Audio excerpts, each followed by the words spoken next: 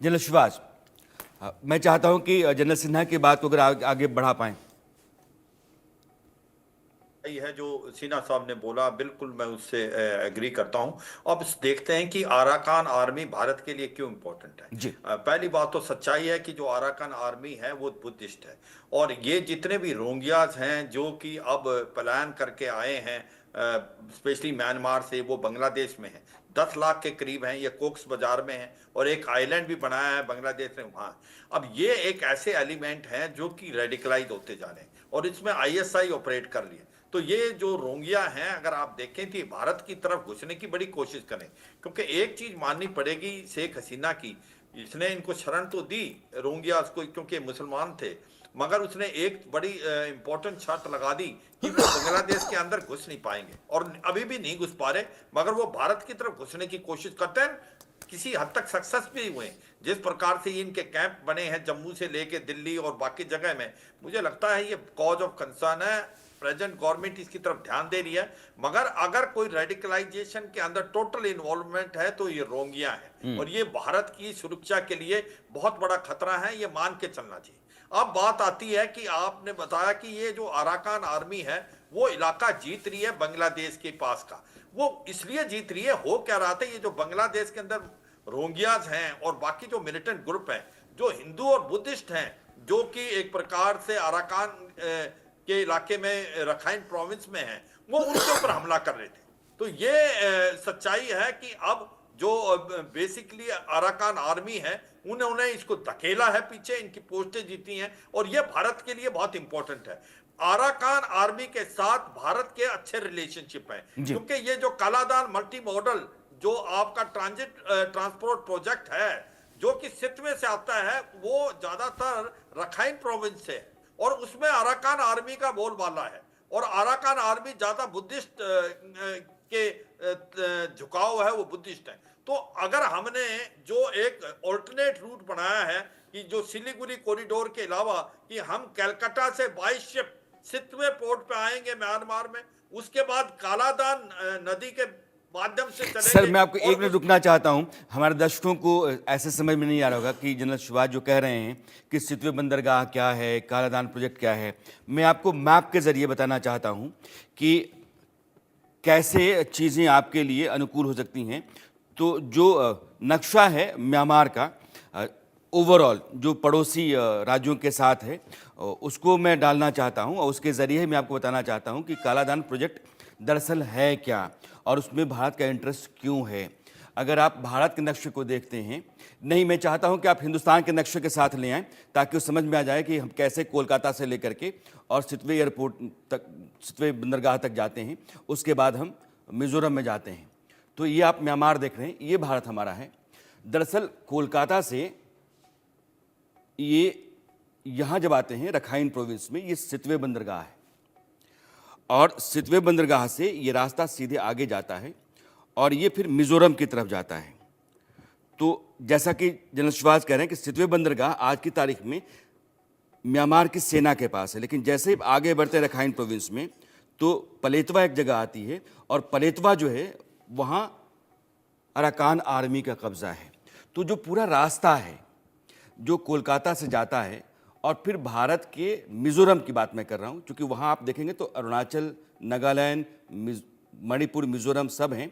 तो मिज़ोरम तक जो है वो हम रास्ता बना रहे हैं, और ये प्रोजेक्ट जो है इसमें एक बहुत बड़ी नदी है, कालादान कहते हैं म्यांमार के भीतर, तो उसी के लिए वो कालादान प्रोजेक्ट कहते हैं। अब मैं जो सही नक्शा है उसके ज़रिए आपको दिखाना चाहता हूँ, ये देख लीजिए आप। ये कोलकाता का बंदरगाह है, और ये जो बंगाल की खाड़ी है, यहाँ से जहाज़ सितवे को जाएगा। सितवे बंदरगाह है जो म्यांमार में है, सितवे के पास सेना का कब्जा है। लेकिन जैसे आप इस रूट पर आगे बढ़ते हैं तो ये जो जोरानपुई है ये हमारे यहाँ मिज़ोरम में आ जाता है, लेकिन इसके आगे का पूरा इलाका जो होता है ये अराकान आर्मी के पास है, और वो फिर आइजोल तक जाता है जो मिज़ोरम की राजधानी है। तो यहाँ से हम आते हैं म्यांमार, और फिर रखाइन प्रोविंस से हम आगे बढ़ते हुए और चले जाते हैं मिज़ोरम। भारत सरकार चाहती है कि जैसा जनरल शिवाज कह रहे थे कि हम ना सिर्फ वो चिकन नेक जो सिलीगुड़ी के पास है उससे नॉर्थ ईस्ट को जोड़ के रखें, बल्कि इस रास्ते से भी हम नॉर्थ ईस्ट में घुसने के लिए अपना रास्ता तैयार करके रखें। एक बड़ा इंफ्रास्ट्रक्चर ये है और इसमें हिंदुस्तान लगातार लगा हुआ है। और बहुत सारा काम इस प्रोजेक्ट में, जैसे सितवे बंदरगाह, यहाँ काम बन चुका है, लेकिन कालाधान नदी के ऊपर काम अभी चल रहा है। आइजोल से जो रास्ता आता है उस पर भी काम अभी चल रहा है। तो इसलिए यह एक बड़ा प्रोजेक्ट है कालाधान प्रोजेक्ट। और इसमें चूंकि आधे पे अराकान आर्मी कब्जा है, आधे पे म्यांमार की सेना का, इसलिए हिंदुस्तान के लिए दोनों के साथ संबंध बनाए रखना और दोनों के रिश्तों के आधार पर अपने प्रोजेक्ट को पूरा करना, अपना जो एक नया रास्ता है उत्तर पूर्वोत्तर राज्यों तक जाने का, उसको बनाए रखना, कारोबार को उस इलाके में जो दक्षिण पूर्वी एशिया के देश हैं उस इलाके में बढ़ाना। और जैसे ही हम कारोबार उस इलाके में बढ़ाते हैं, हम चीन के मुकाबले में खड़ा है, क्योंकि one belt one road policy का हिस्सा चीन का वो सारा इलाका है जो म्यांमार के नीचे लाओस और कंबोडिया और थाईलैंड तक जाता है। तो लाजमी है कि भारत और चीन, यह दोनों इस इलाके में दो बड़े प्रतिद्वंदी हैं। अब जनरल सिन्हा, ये कालाधान प्रोजेक्ट, अराकान आर्मी, म्यांमार की जो आर्मी है, भारत इस प्रोजेक्ट को लेकर के बहुत चिंतित रहा है। इसके बनने और इसके चलने के आसार कितने हैं? देखिए राणा साहब, ये तो बन चुका है, सितवे ऑलरेडी कमीशन हो चुकी है। चाबहार यदि आप देखते हैं तो ईरान के अंदर एक चाबहार पोर्ट है। दूसरा जो पोर्ट है जिसके ऊपर में हम लोगों ने अभी किया है, उसकी कमीशनिंग पिछले साल ही हुई है। कमीशनिंग मतलब वो ऑपरेटिव हुआ है। एक शिपमेंट जो गई ही कलकत्ता से होकर के वो सितवे पहुंची थी, सितवे से कालाधान से होकर गई है। देखिए, ये जो जियो स्ट्रेटजिक टाइमिंग्स होते हैं, जो चीज़ें होती हैं, तो इसमें ये आपके करबट बैठेगा, आपको अपनी करबट बैठाना पड़ेगा। जो कालाधान प्रोजेक्ट है, यदि आप इसको देखेंगे, ये 200% ये होगा। और इसलिए मैं कहता हूँ कि ज़मीन पे ऊपर हमने इस पे काम किया है, पूरे कालाधान प्रोजेक्ट के ऊपर में। आज से 15 दिन या 20 दिन पहले ही जो आप बात कर रहे थे, मिजोरम से 26 किलोमीटर का जो रोड है, उसमें 1,139 करोड़ के ये 26 किलोमीटर का रोड जिसको कालाधान प्रोजेक्ट से जोड़ता है, उसको किया गया है। ये ओवरऑल जब हम बात करते हैं 3 नेशन के लिए भी, जब हम मोरे से आते हैं, क्योंकि मणिपुर से जब आप मोरे आइएगा तो म्यांमार होते हुए थाईलैंड का वो प्रोजेक्ट भी है। ये आप ये लेकर चलिए, क्योंकि इसके ऊपर में बांग्लादेश को तो हम अंडरबेली है, वो आज कर रहे हैं। बांग्लादेश जब से बना है उसके 3 साल बाद ही 75 में वो इस तरह से खालिदा जिया की जब गवर्नमेंट आई थी तब भी ये करते थे। चिटगांव के अंदर में यदि चिटगांव आप देखें, क्योंकि ये बहुत इंपॉर्टेंट है, चिटगांव में चाइनीज़ आ चुके हैं।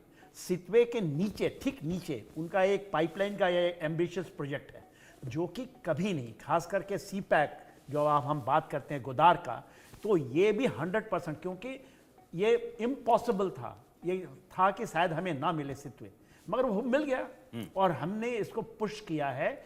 देखिए, ये बहुत टेम्पररी फेज होता है। 2020 में 21 में आपने जैसा भी बहुत अच्छा आपने कवर किया है ज्योग्राफी एंड हिस्ट्री को मिला करके, जो मिलिट्री हुंटा अभी आई है, इसके पहले तो वहाँ पर भी तो डेमोक्रेटिक प्रोसेस शुरू हो गया था ना, आंग सान सूची आ गई थी। तो आज भी हमारे संबंध इवन मिलिट्री हुंटा से भी है। चाइनीज़ को वो लाना चाहते हैं। एक बड़ा जो आज के दिन में स्ट्रैटेजिक टाइमिंग का आज के समय ये है कि 2 दिन पहले ये आया है कि चाइना भी अपनी एक बड़ी फौज भेजना चाहता है, कि म्यांमार हुंटा उनको बुलाना चाहती है। तो ये चीज़ें तो चलती रहेंगी। और मैं तो बताया, मैं जब कमांड कर रहा था 2012 से 14 के बीच में हमने देखा है, और इसी समय ये बड़े रफ्तार पकड़ा था। 2008 का प्रोजेक्ट है ये जी, तो ये 100% होगा। और उस समय हुआ बहुत जरूरी चीजें। एक सेकंड और लूंगा। आपने ये मार्टिन का नाम सुन रहे हैं ना, सेंट मार्टिन की बात कर रहे हैं, वहां से मात्र कुछ दूरी पे है। यदि चिटगांव से 25 किलोमीटर दूर है, वहां अमेरिका तक आना चाहता है, और भारत तो वहां ऑलरेडी पहुंच चुका है, शिपमेंट कर चुका मैं है। सर अपने दर्शकों को ये नक्शा जो आपके सामने है, कोलकाता से सितवे, ये म्यांमार का जो पोर्ट है, जनरल सिन्हा कह रहे हैं कि सितवे बना हुआ। अब हिंदुस्तान और चीन के बीच में मुकाबला इस पूरे जोन में कैसा है, जैसे आप ठीक इसके पश्चिम में जाते हैं तो चीन ने अपने शिनजियांग प्रोविंस से एक रास्ता निकाला जो सीपीसी कहते हैं और पाकिस्तान के ग्वादर पोर्ट तक जाता है। यानी कि ग्वादर पोर्ट से सेंट्रल एशिया और वेस्ट एशिया के भीतर वो अपना कारोबार कर सके, इसके लिए उसने ग्वादर पोर्ट तैयार किया। उसके ठीक बगल में ईरान में हिंदुस्तान ने चाबहार पोर्ट तैयार किया। तो ग्वादर का मुकाबला हिंदुस्तान चाबहार से दे रहा है। वैसे ही अपने ईस्ट में यह जनरल सिन्हा कह रहे हैं कि चिटगांव के पास चाइना ने अपना पूरा कैंप कर लिया है, उसने अपनी स्थितियों को मजबूत किया। चिटगांव का मतलब बांग्लादेश, जो साउथ बांग्लादेश का हिस्सा है। और ठीक उसके बगल में हिंदुस्तान ने सितवे, जो पोर्ट आपके सामने दिख रहा है, वहाँ इस पोर्ट को हिंदुस्तान ने तैयार कर लिया है। और ये पूरा कालादान प्रोजेक्ट जो है उसको जनरल सिन्हा कह रहे हैं कि 100% नहीं 200% पूरा होने जा रहा है। तो चीन और भारत के बीच में इस पूरे इलाके में, जो एशिया का इलाका है, चाहे वेस्ट एशिया है या ईस्ट एशिया है, एक लड़ाई चल रही है, एक जंग चल रही है। और ये दो ताकतवर देश एशिया के अपने अपने प्रभुत्व की खातिर ये पड़ोसी देशों के बीच में अपनी अपनी जगहें बना रहे हैं। जनरल शिवाज इसको कैसे आगे बढ़ाएंगे? लेकिन मैं चाहता हूं ये कि यह जो अराकान आर्मी है, जैसे जनरल सिन्हा ने कहा, बांग्लादेश एक ऐसा मुल्क है जो अभी बहुत ही वोलेटाइल है। एक ऐसे आदमी को आपने बिठा दिया है जो न नेता है, न चुना हुआ है, न उसने कभी राजनीति की है, लेकिन उसको ये लगता है कि हिंदुस्तान की सेना हिंदुस्तान को वो हेंकड़ी दिखा सकता है, आंखें दिखा सकता है। अराकान आर्मी के साथ हिंदुस्तान के रिश्ते बेहतर हैं।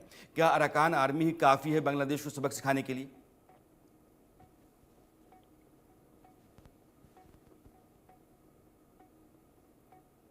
जनरल शिवाज। हाँ देखो, सच्चाई यह है कि राणा साहब आपको यह समझना पड़ेगा कि जो हम बात बता रहे हैं कि ये जो Kaladan multi modal transit transport project है, ये गेम चेंजर है। इसका फायदा भारत को भी होगा और म्यांमार को भी बहुत होगा। और सच्चाई ये है कि ये हमने क्यों बनाया है, ये समझ गया, सिलीगुड़ी कॉरिडोर। और दूसरा, हमने ये सोचा था बांग्लादेश के साथ से कनेक्टिविटी मिल सकती है, मगर हमने ये सोचा बांग्लादेश के से रिलेशन का आपको भरोसा नहीं है। जबकि ये जो है एकदम आप बाई सी सिटवे में आना, और सिटवे के बाद आप कलादान नदी के साथ आपका एक प्रकार बोटों से सामान जाना, और उसके बाद जो मिजोरम में आप रोड बनाई है 4 लेन, वो आइजल, और आइजल से फिर असम तक सर जाएगा। एक सवाल तो मेरा है, हिंदुस्तान के लोग जानना चाहते हैं और कई बार लोग मुझे फ़ोन भी करते हैं, मैसेज भी करते हैं कि आप इस पर क्लैरिफिकेशन दीजिए। बांग्लादेश की जो फौज है, क्या उसको सबक सिखाने के लिए, घुटनों के बल लाने के लिए अराकान आर्मी ही काफ़ी है? क्योंकि अराकान आर्मी के साथ हिंदुस्तान के रिश्ते भी बेहतर हैं जैसे वहाँ के सैनिक शासन के साथ हैं। हाँ बिल्कुल ठीक कहा आपने। देखो राणा साहब, हमें बड़ा सोच समझ के चलना बांग्लादेश के साथ, क्योंकि हमें ये भी ध्यान देना है कि बांग्लादेश के साथ भारत के रिलेशन अच्छा होना, ये बांग्लादेश के लिए भी अच्छा है, भारत के लिए भी अच्छा है। मगर ये सच्चाई है कि बांग्लादेश अगर अपना ये जो आपने आराकान के साथ बताया, क्योंकि हो रहा है जो ईस्टर्न पार्ट ऑफ बांग्लादेश, जो रखाइन प्रोविंस है, जिस प्रकार से आराकान आर्मी ने एक प्रकार से सबक सिखाया है बांग्लादेश की आर्मी को, मुझे लगता नहीं बांग्लादेश की आर्मी अराकान आर्मी के आगे रुक पाएगी, क्योंकि अराकान की आर्मी बहुत ज्यादा ट्रेंड है। तो वो विद्रोही इंसर्जेंट, मगर उनकी ताकत और अहमियत बहुत है। अभी मैं एक चीज बताना चाहूंगा राणा साहब, जो बहुत इंपॉर्टेंट है। अभी हमने इसका कालादान मॉडल प्रोजेक्ट तो बता दिया, आपने चाइना पाकिस्तान इकोनॉमिक कॉरिडोर की बात की। एक चाइना म्यांमार इकोनॉमिक कॉरिडोर भी जो चीन बना रहा है, जो यूनान प्रोविंस से चलेगा, और उसका बाद वो जो है रखाइन से होता हुआ कुआ कप्पू, एक जो पोर्ट है सितवे, सितवे से कुछ एक किलोमीटर दूर है, जो 150-200 किलोमीटर कुआ कप्पू है, जो कि म्यांमार में। तो वो जिस प्रकार से एक उसने वेस्टर्न आर्म बनाई है चाइना पाकिस्तान इकोनॉमिक कॉरिडोर, इसने ईस्टर्न आर्म बनाई है चाइना म्यांमार इकोनॉमिक कॉरिडोर। और यहां पर जो आता है यूनान प्रोविंस से, जो कि सदर्न मोस्ट उसका चाइना का प्रोविंस है, वो आपको कुआ कप्पू आएगा। उसके अंदर इसने ऑयल और गैस के भी वो पाइपलाइन लगाई है, रेलवे बनाई है, रोड भी बनाई है। उसने भी यही कार्रवाई की है कि जो अराकान आर्मी है वो उनको काफी प्रॉब्लम दे रही थी। उसने भी इन विद्रोहियों से कुछ ना कुछ बातचीत करके एक पीस की है। तो ये भी समझना चाहिए कि जो चाइना है उसको हल्के में नहीं लेना, चाइना अपना लगा हुआ है। नहीं, इस इलाके में चीन के वेस्टेड इंटरेस्ट हैं और वो अपने हितों की रक्षा के लिए लगातार कई तरह के समीकरण साधता रहता है। और ये जो विद्रोही गुट म्यांमार के हैं, इनके साथ भी उसके संबंध बेहतर हैं, अपने मुताबिक इनके साथ बातचीत करना, समझौता करना वो जारी रखता है। इसलिए इस इलाके में जितना भारत सक्रिय है उससे कहीं अधिक चीन बहुत पहले सक्रिय है। अब मैं आपको इस नक्शे पर दिखाना चाहता हूं, क्योंकि आगे हमको ये बताना है कि सीरिया के हालात कैसे हैं, लेकिन जो म्यांमार की स्थितियां हैं, किन किन इलाकों पर कौन कौन से विद्रोही गुट कब्जा किए हुए बैठे हुए हैं, और कैसे बांग्लादेश की फ़ौज के लिए अराकान आर्मी जो है वो मुसीबत बन सकती है, वो आप देखिए कचिन पर। तो वो जो TNLA है वो कचिन के पूरे इलाके पर अपना कब्जा किए हुए है। वैसे ही MNDDA कहते हैं इसको, म्यांमार नेशनल